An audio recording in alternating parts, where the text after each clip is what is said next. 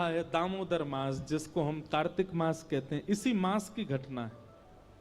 इसका नाम दामोदर मास क्यों पड़ा? अब वही कथा, ये दामोदर लीला है, ध्यान से सुनो।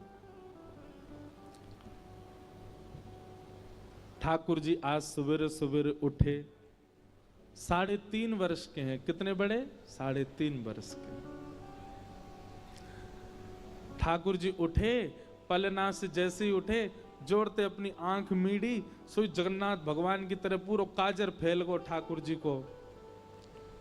घुंघराले केश नेक बिखर रहे हैं, मोर पिछ अपने कंठ में धारण कर रखा है, अपने शीश पर धारण कर रखा है। सुबह उठते ही बालक को कोई नहीं चाहिए, अपनी मैया चाहिए।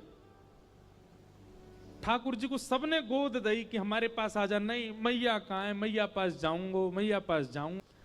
यशोदा मैया दही बिलो रही है, और इतने में ठाकुर, कितनी सुंदर लीला है देखो।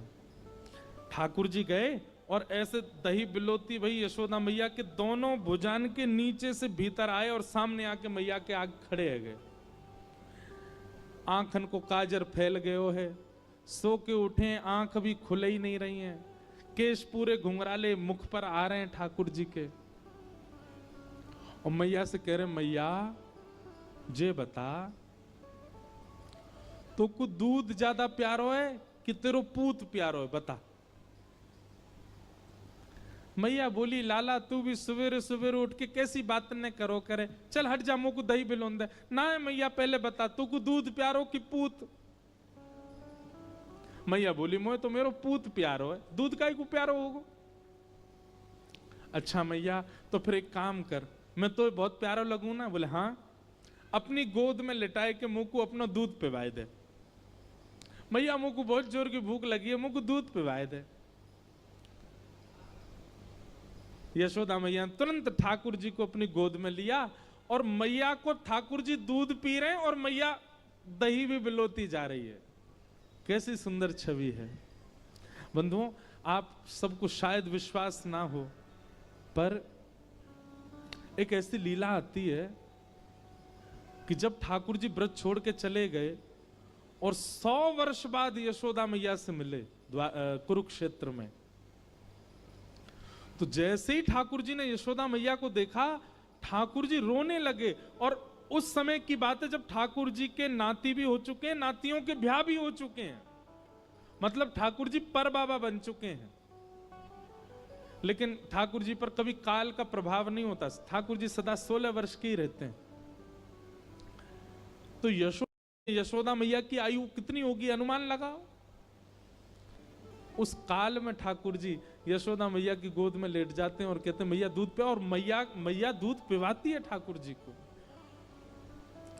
यशोदा मैया और श्री कृष्ण के प्रेम का वर्णन बहुत सहजता से हम कर देते हैं व्यास मंच से, पर यह इतना सहज है नहीं, अद्भुत है।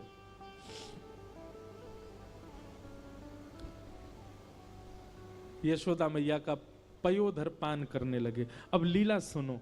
यहां ठाकुर जी जैसे मैया का दूध पीने लगे, सामने चूल्हे पर, अंगीठी पर गैया का दूध उबट रहा था। वहां दूर अंगीठी पर रखे भय दूध ने मन में विचार कियो कि अब ठाकुर जी मेरा सेवन नहीं करेंगे, यशोदा मैया का दुग्धपान करके अपनी क्षुधा निवृत्त करेंगे, और मेरा भोग नहीं लगाएंगे ठाकुर जी। तो उसने विचार किया कि आज जब ठाकुर जी ही मेरा भोग नहीं लगाएंगे तो मैं जीवित रह के क्या करूं। तो संपूर्ण दूध उबल करके, उफन करके बाहर आने लगा, स्वयं को जलाने लगा, नष्ट करने लगा। यशोदा मैया यहां दही बिलो रही, और मैया ने जैसे ही देखी कि दूर दूध उफन करके बाहर आ रहे हो, सो मैया ने विचार किया, अरे ये तो सवरो दूध जर जाएगा। तुरंत मैया ने गोद में बैठे ठाकुर जी को नीचे पटका, दूध संभालने चली गई। ठाकुर जी खड़े है गए। अब ही मैंने पूछी तो को दूध प्यारो की पूत? तो बोली पूत प्यारो, और बाद दूध के पास भाज गई मैया।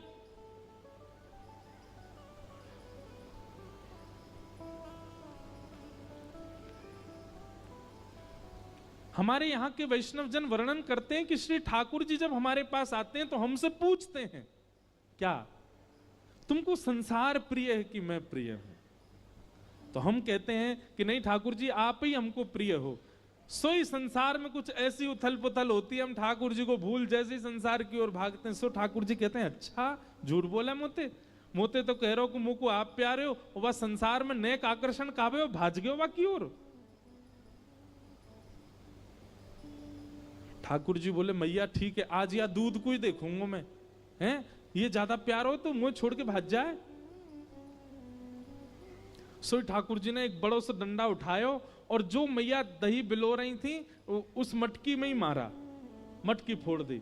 और इतना ही नहीं, इतने क्रोध में भर गए ठाकुर जी, गौरस भंडार में गए, जितनी मटकियां थी मैया यशोदा की सब फोड़ दें। यशोदा मैया ने दूध संभाला और संभाल करके पीछे मुड़ करके देखा तो मां दही की हंडी फूटी पड़ी है और सबरे मटका फूट रहे हैं, और लाला उछल उछल करके सबरे मटकान को फोड़तो जा रहा है। यशोदा मैया बोली लाला बिगड़ गयो, आज मैंने लाला को यदि दंड नहीं दियो तो बहुत बिगड़ जाएगा।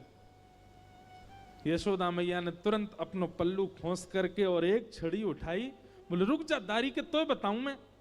और मैया जैसी छड़ी लेकर के भागी हैं पीछे, आगे आगे ठाकुर जी भाग रहे हैं चौकड़ी मार करके। चौकड़ी मार के जानते हैं चौकड़ी मार के मतलब हुए बड़े लोग 4 कदम जितना दौड़ते हैं, बच्चे उतने में 8 कदम दौड़ जाते हैं। तो ऐसे ठाकुर जी द्रुत गति से दौड़ रहे हैं और मतलब ऐसे भाग रहे हैं मानो जैसे पीछे कोई शेर पड़ गए हो।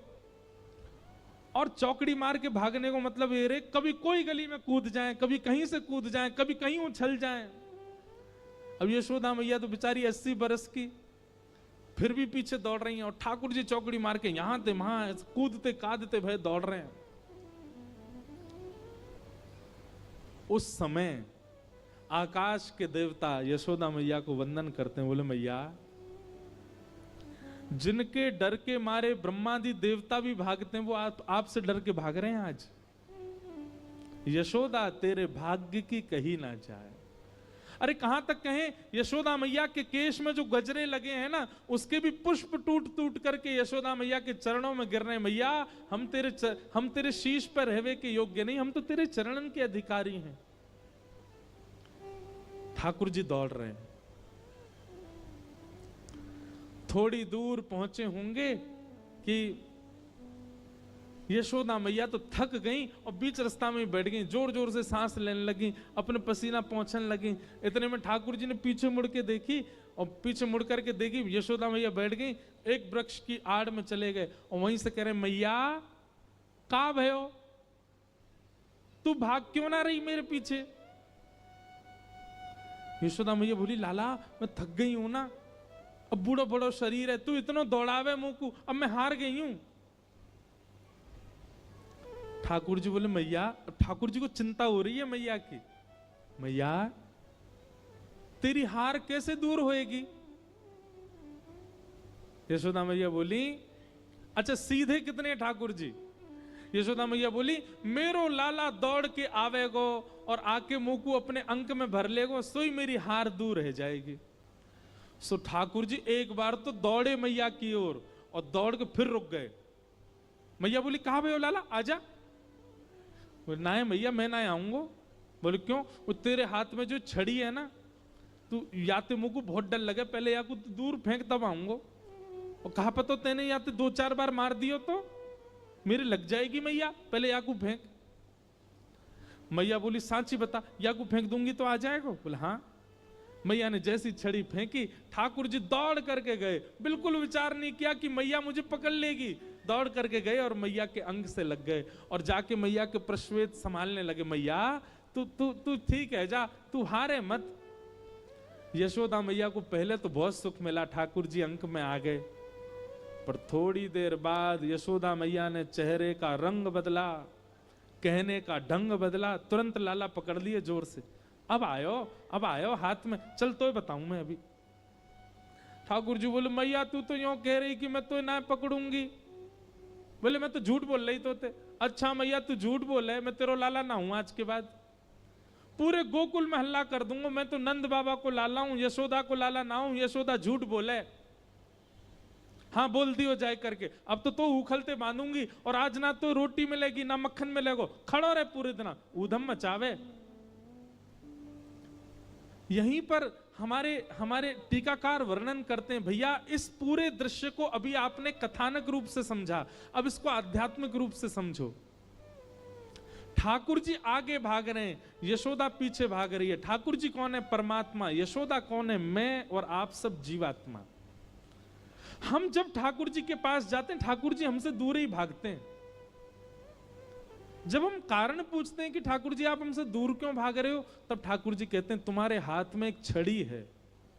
कैसी छड़ी? बोले अहंकार की छड़ी, काम की छड़ी, क्रोध की छड़ी, लोभ की छड़ी, ये सारी छड़ियां तुम्हारे हाथ में लगी हैं, और इन छड़ियों से मुझे बहुत भय लगता है। मैं कभी कभी मन बनाता हूं कि तुम्हारे पास आऊं, पर तुम्हारी वो छड़ी जब मुझे दिख जाती है तो मैं फिर से भाग जाता हूं। तो ठाकुर जी आप हमारे पास कैसे आओगे? बोले किसी गुरुजन के आश्रय में जाकर के इन छड़ियों का त्याग करो। जिस छड़ी की वजह से मैं तुम्हारे समीप नहीं आता, अपने अभिमान, अपने काम, अपने क्रोध, अपने लोभ, अपनी दूषितताओं का त्याग करो। इसके बाद कितना सुंदर कहते हैं, त्याग तुम करो, फिर तुमको नहीं आना, दौड़ के मैं ही तुम्हारे पास आ जाऊंगा, मैं ही आकर के तुम्हारे अंक में भर जाऊंगा। यशोदा जी ने जैसी छड़ी, ठाकुर जी जानते हैं कि मैं पकड़ लेगी, लेकिन फिर भी दौड़ के गए, क्योंकि छड़ी का त्याग कर दिया। छड़ी दोष है। यशोदा मैया के अंक में भर गए। मैया तो पकड़ के ले गई और लाला को जाकर के ऊखल से बांधन लगी। जैसे ही रस्सी ला करके मैया ने ऊखल से लाला के पेट में बांधनी चाहिए, सोई रस्सी छोटी पड़ गई। मैया बोली रस्सी छोटी कैसे पड़ गई? मैया गई और बड़ी रस्सी लेकर के आई, बोले हाँ अब याते बंध जाएगा। मैया ने जैसी ऊखल में लेकर के और जैसे ही ठाकुर जी को, ये छोटी पड़ गई। क्यों? तो कहते हैं दाम का मतलब होता है रस्सी और उदर का मतलब होता है पेट। ठाकुर जी सारी रस्सी को अपने पेट में भरते जा रहे हैं, इसीलिए उनका नाम पड़ गया दामोदर।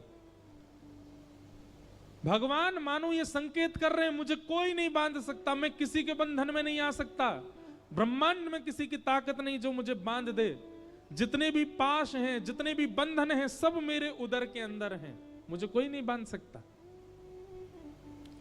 यशोदा मैया ने सबरी गौशाला की रस्सी इकट्ठी करके एक ते एक बांध दी। अब तो बंधेगो, लेकिन अब के भी जब बांधा तो रस्सी फिर छोटी पड़ गई। यशोदा मैया एक क्षण आश्चर्यचकित होकर के ठाकुर जी की ओर देखने लगी। इतनी बड़ी रस्सी लेके आई, ये छोटी कैसे पड़ गई? और यशोदा मैया के चित्त में अचानक भाव उत्पन्न होने लगा।